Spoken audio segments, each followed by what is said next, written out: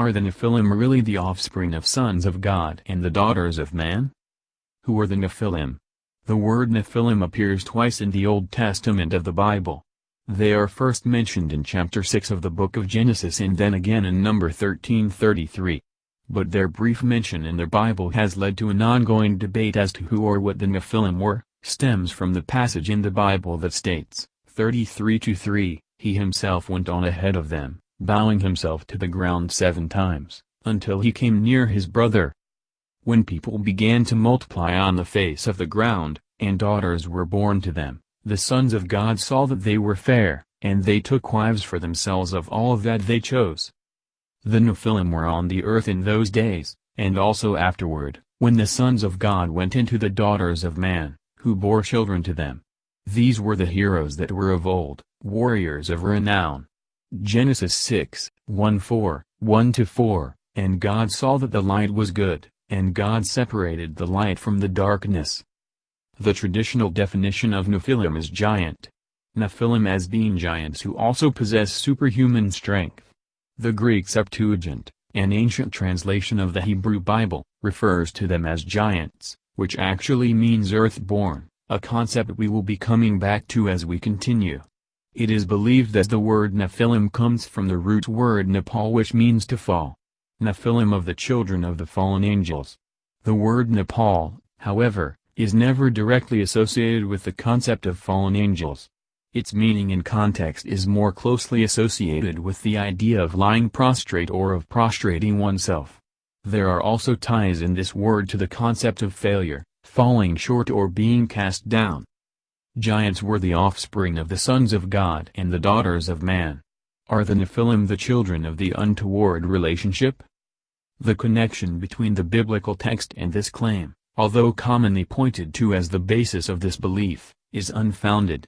The document in which we find statements that support this claim actually comes from the apocryphal Book of Jubilees. And it came to pass when the children of men began to multiply on the face of the earth and daughters were born unto them, that the angels of God saw them on a certain year of this Jubilee, that they were beautiful to look upon, and they took themselves wives of all whom they chose, and they bare unto them sons, and they were giants. The Book of Jubilees, chapter 5:1. Is the claim that the Nephilim were the offspring of the sons of God and the daughters of men supported by sources outside the Judeo-Christian tradition? The notion of giants roaming the earth can be found in cultures worldwide. Greek mythology tells us that the Titan Kronos castrated his father Uranus in order to gain control of the Greek pantheon. It is from the blood of the castrated Uranus that fell upon the earth that the giants, the earthborn, were created. The earthborn were, when compared to us, were giants. The giants, under the rule of Kronos, lived during the Golden Age, and a time that was free from sorrow or care, and everyone lived happy and joyous lives.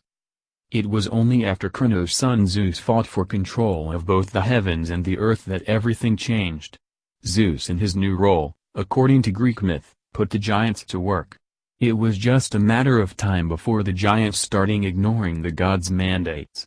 They were no longer prostrating themselves to the will of the gods.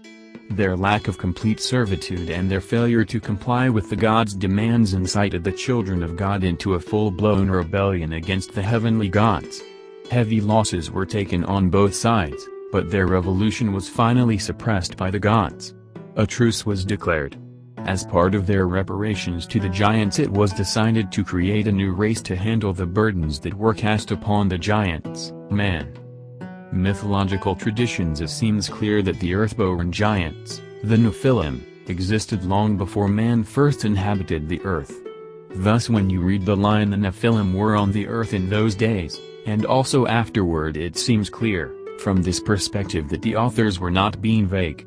Instead they were just making a statement of fact, that the Nephilim, the earthborn, were on the earth at that time.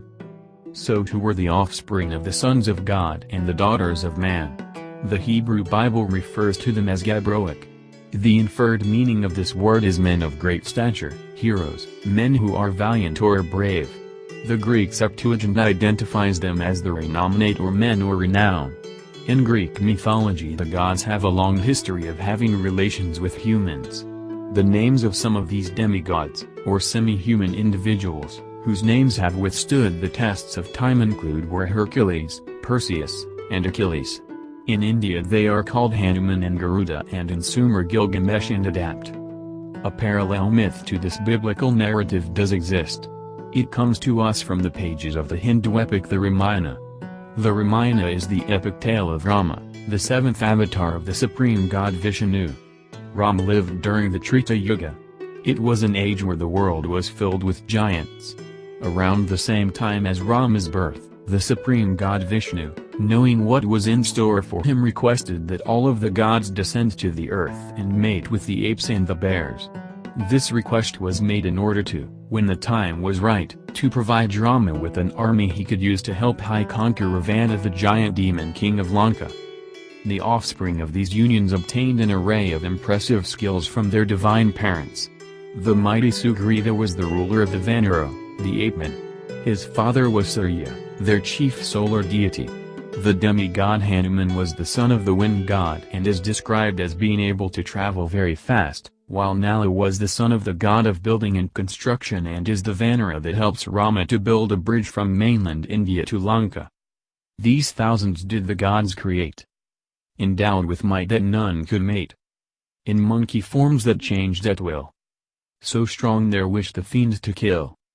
Are the Nephilim the offspring of the sons of God and the daughters of man? No. They were the race of earthborn giants who lived before the creation of man. They are the group who revolted against the gods in antiquity. They are also the ones responsible for the creation of mankind. Additionally, based upon the references that come to us from the Ramayana, it does seem clear that when the gods mated with ape men that their offspring were men of renown, heroes or individuals who are valiant or brave.